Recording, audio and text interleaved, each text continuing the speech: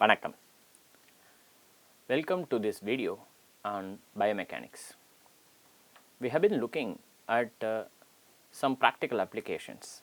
We were looking at how to measure segmental kinematics using various methods. We had some discussion of rotation matrices in the previous couple of videos. We will continue our discussion on how to measure body segment kinematics and some methods of measurement. In this video, we will be looking at how we can use rotation matrices to plot the rotation that is happening. We will also look at some real code and some pseudocode that shows some examples of how we can use Matlab to make these plots. Remember, these are just examples and they are meant to illustrate the concept or the principle, and the real life or the real experimental measures will not be as simple as the ones that we show and are likely to be a little bit more complicated, perhaps a lot more complicated. So, it is expected that a serious student of this discipline and someone who is more interested in using these principles in real life and in their experiments should go out and do more self learning over and above what is presented in this. So, this is meant more as a motivation for you to do some self learning.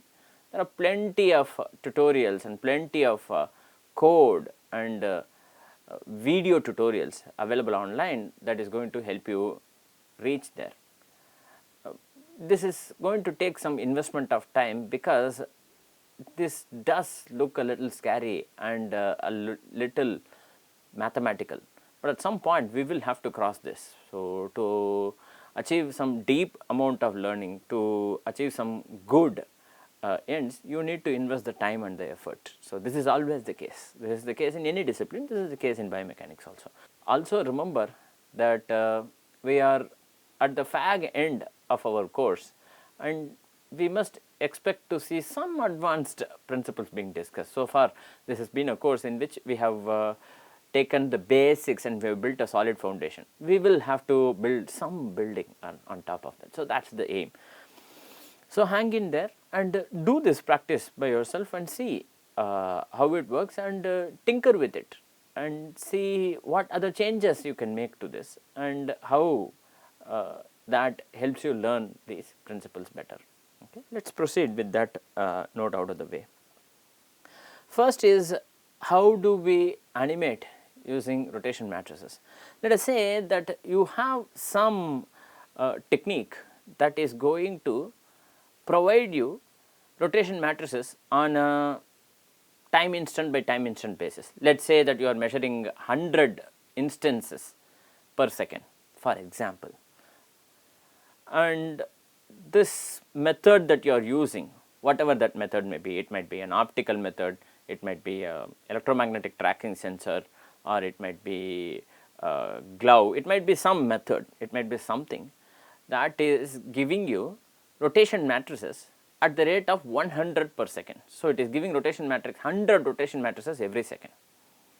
So, at every 100th of a second it gives you a new rotation matrix, giving an idea about what is the kinematics of that particular segment that you are trying to measure. So, this is what is being given, right. So, for example, and you are interested in plotting this. Here we have taken a rotation about the x axis and I have also simulated that from 1 degree to 60 degrees the angle theta is varying at the rate of 1 degree, right. It is getting updated. Let us say that this is happening. So, what would be the rotation matrix when the rotation is happening about the x axis?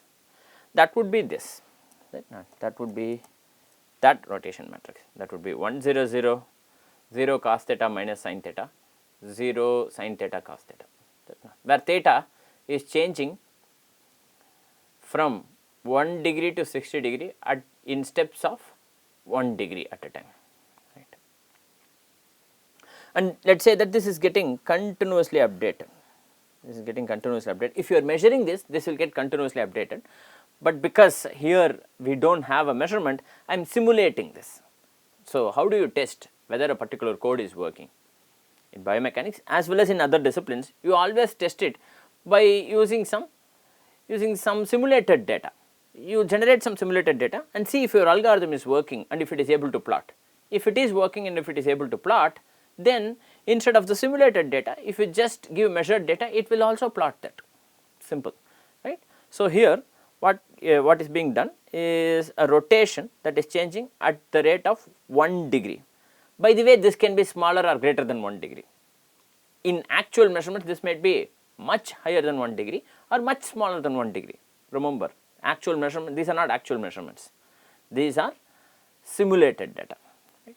And you use a function Quiver 3 to make this plot in Matlab. This is specific to Matlab.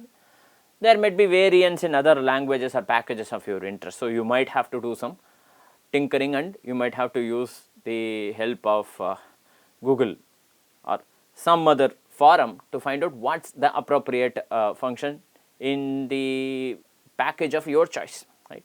Here we are taking the example as Matlab. So, Quiver 3 is a function that is going to plot these arrows as if it is a quiver of arrows, right. So, that is what it is plotting. See what happens. First it is plotting this 1 degree, 2 degrees, 3 degrees, 4 and so on and so forth until 60 degrees, right.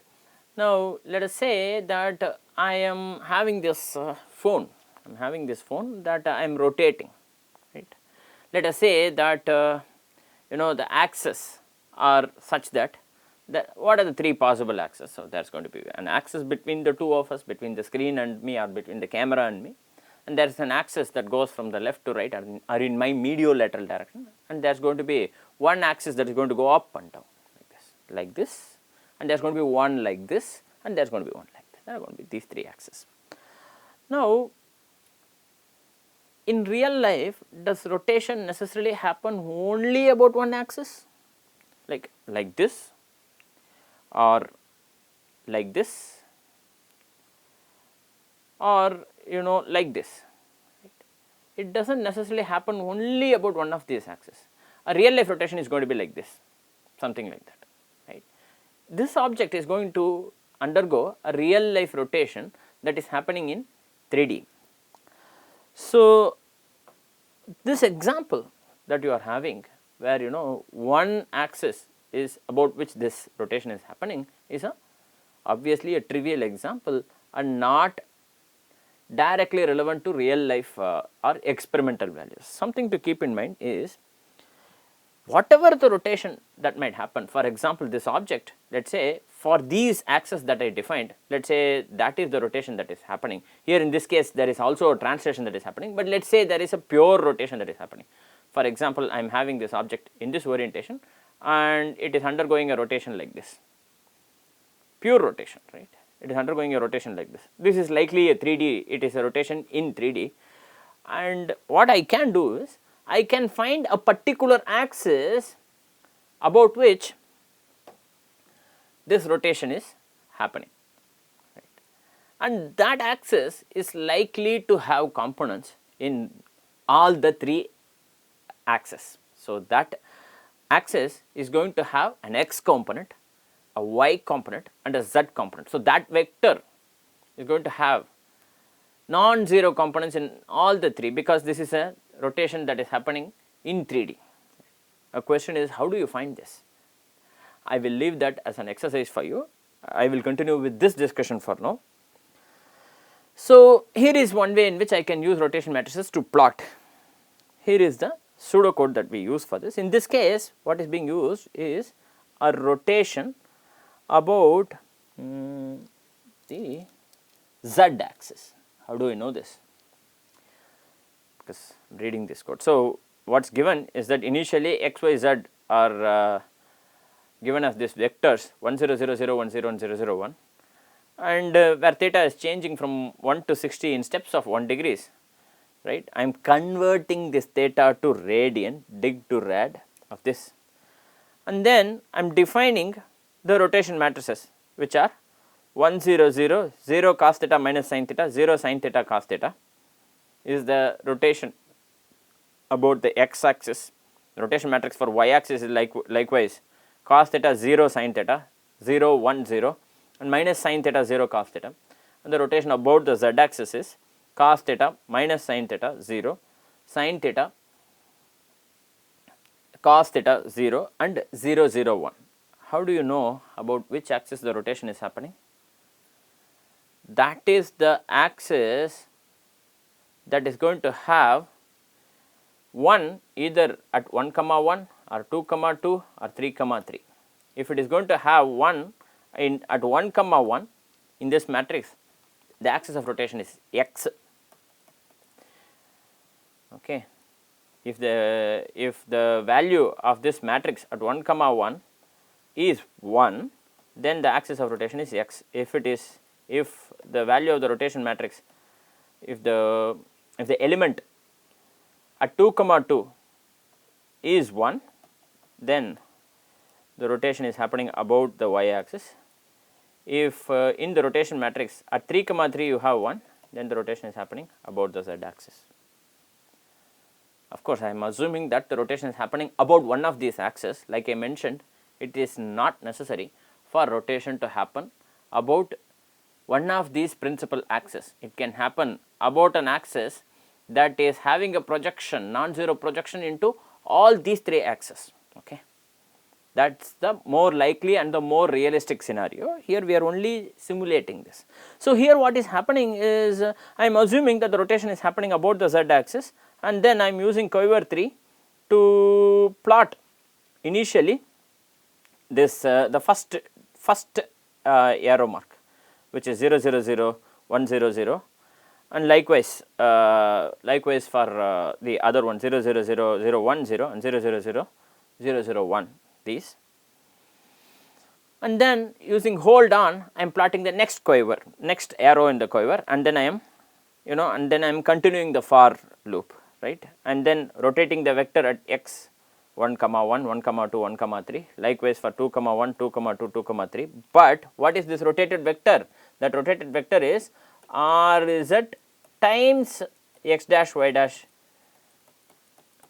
z dash, is it not? So, here the rotation is happening about the z axis. Suppose I want to make this rotation about the y axis, then I will change this line as ry times this, then automatically the rotation will happen about the y axis. For rotation about y axis, and rx for rotation about x axis. Okay. And then I am going to the next value of theta, because this is a for loop that I am running. Remember, this is simulation. So, I am running this for loop at values of theta jumping at the rate of 1 degree from 1 degree to 60 degrees. So, this is what I am doing.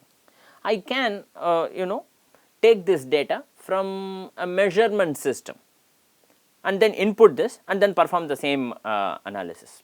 And so, this code will plot whatever is the rotation that is happening as measured by the system.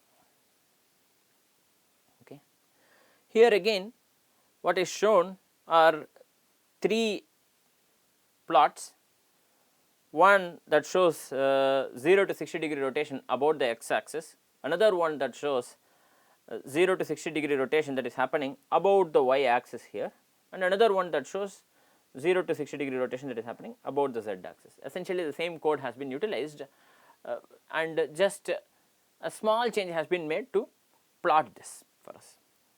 One more time, this is only between 0 and 60 and is changing at the rate of 1 degrees and so on and so forth. So, what is needed is for us to measure this and then plot appropriately.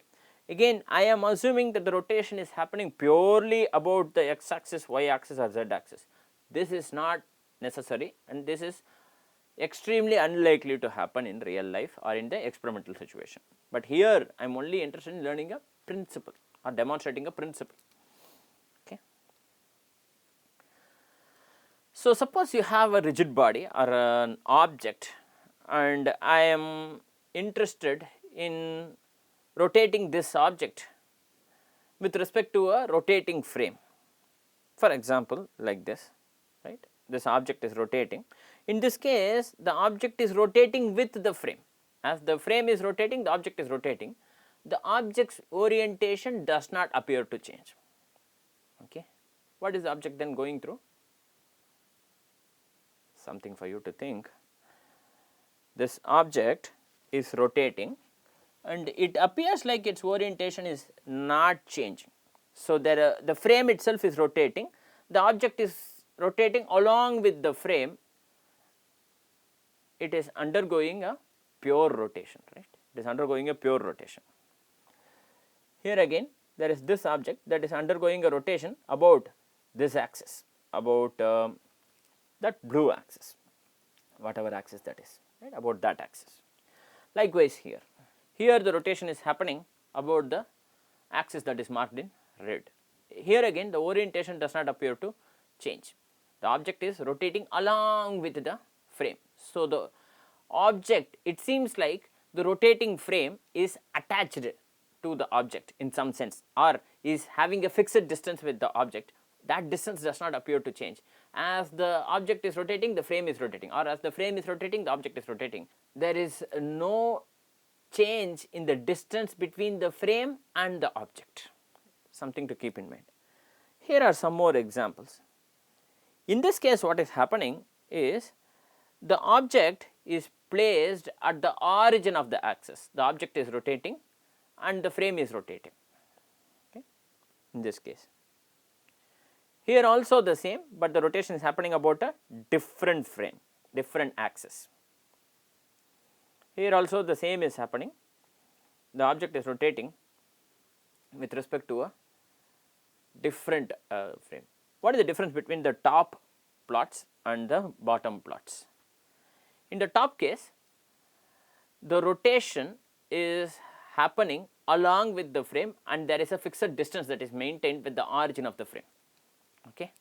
In the bottom, the object or the origin is placed at about the center of mass or some salient point on the body and it is rotating. So, a question is, where do we place the origin? That is not a trivial question and there is no one answer that is going to fit in all the conditions. That depends mostly on the application.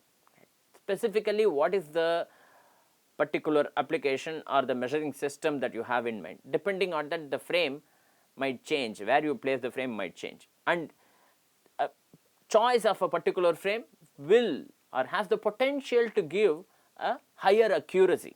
A particular frame in specific cases might lead to a higher accuracy when compared with a different frame.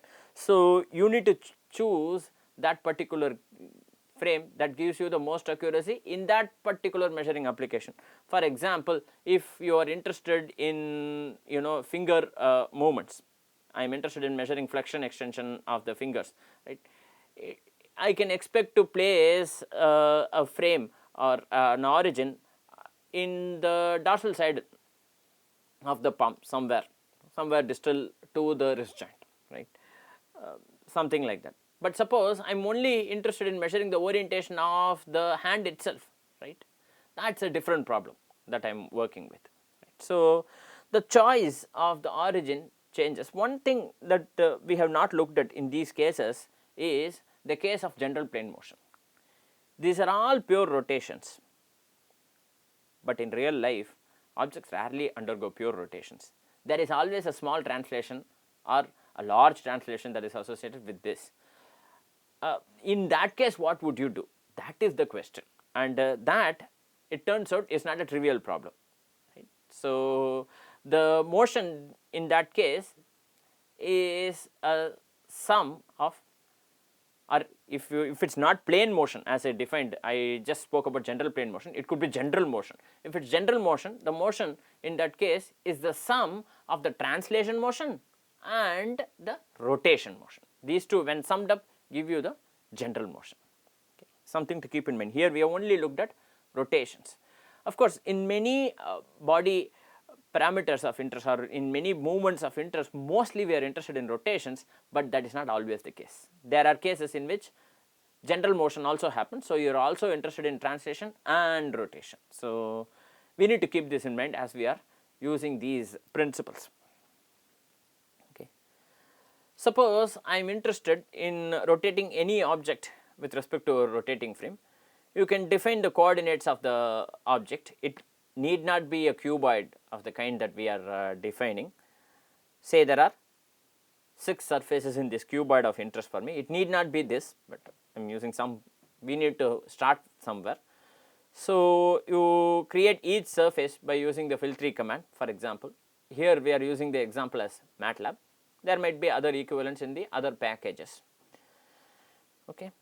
So you create this surface using the coordinates of the points of interest. For example, this is P1, P2, P3 and P4. Each of this has an x coordinate, y coordinate and z coordinate. So you define P1x, P2x, P3x, P4x, P1y, P2y, P3y, P4y, P1z, P2z, P3z, P4z. This creates that surface S1. Now, if I want to create the next surface S2, I say fill with P1, P4, P5 and P6 and their corresponding x, y and z components.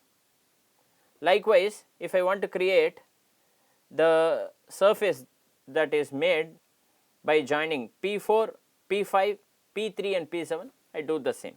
Likewise, I create the surfaces that are not visible on the other side, right? 3 more surfaces. And so I have all these 6 surfaces put together forming this body, this rigid body that I am interested in. Now, let us assume that a rotation is happening, pure rotation is happening just about the x axis and that is getting continuously updated. What is going to be the rotation matrix? This is going to be the rotation matrix 1 0 0 0 cos theta minus sin theta and 0 sin theta cos theta. How do I know? We discussed this in the previous class. That is how I know that this is the rotation matrix. And these are the original points. These are the original points of interest. How many different points are there to define this object? How many surfaces are there? There are 6 surfaces. How many different points are there? There are 8 vertices for this cuboid. There are only 8 vertices and I need the coordinates of these 8 vertices. By the way, it need not be a regular object like a cuboid. Okay, that is not necessary, but you still need all the coordinates of all the points, all the vertices of interest. So these are the original points and then I continuously update theta. Here theta is getting updated as per the measured data, say from a measuring system, or I am using simulated data like I did in the previous slides, right. I simulated from 1 degree to 60 degree in steps of 1 degree. I can do that, or I can measure, I can place a measuring system such as an IMU or such as an electromagnetic tracker and I can get rotation matrix that is getting updated at some rate. Say I am measuring 1 data point at every 1/100th of a second, that is I am measuring 100 frames per second at equidistant times, okay. And I am filling all this, then I will get the rotation at each of these points as a multiplication of the rotation matrix times these vectors. So this is essentially a vector by vector multiplication. This output matrix is essentially a, because there are 3 points, no, P1x, P1y and P1z, 3 coordinates for each, and I am going to multiply, you know, each column with each row and I am going to output, right. I am going to keep doing that. Okay, and I do that, I am going to get a set of rotated points which I can use to plot. So that general rotation happening about many axes simultaneously or about one axis that is having components in all the 3 principal axes that are shown will also be discussed, but not in this video. Okay. Here is an example of measurement that we made long time ago using rotation matrices. At that time we were just dabble with this IMU based system and look at the amount of cabling that is there, plenty of cables and very large board that we used to use for measuring thumb kinematics. Remember, measurement of kinematics of the thumb is a relatively complicated problem, and we were able to achieve some amount of success with this, as you can see in this video, a reasonable amount of success, and this is purely using rotation matrices. We developed on this further, and of course our system became smaller, and our method of measurement and display also improved substantially, as you will see in future videos, and you can also refer to our recent papers on this topic for more information. Here in this video what is shown are three segments moving relative to each other. There is a segment colored in cyan and one in magenta and one in yellow. The corresponding points are defined, corresponding coordinates are defined initially, and then on each of these segments one IMU is placed, and we are measuring this data using IMU, and this IMU is outputting the rotation matrix. So, as the rotation matrix for each of this IMU is output, we are computing the change in the orientation of that segment, and we are showing that, displaying that in real time. That is what is happening. Of course, this is not as simple as what we saw in the previous slides, because that involves only rotation about one axis at a time. Here you can see that rotation is happening about many axes, although the rotations appear to be simple as performed by this student. You are seeing that the plots appear a lot more complicated than that. So with this we come to the end of this video.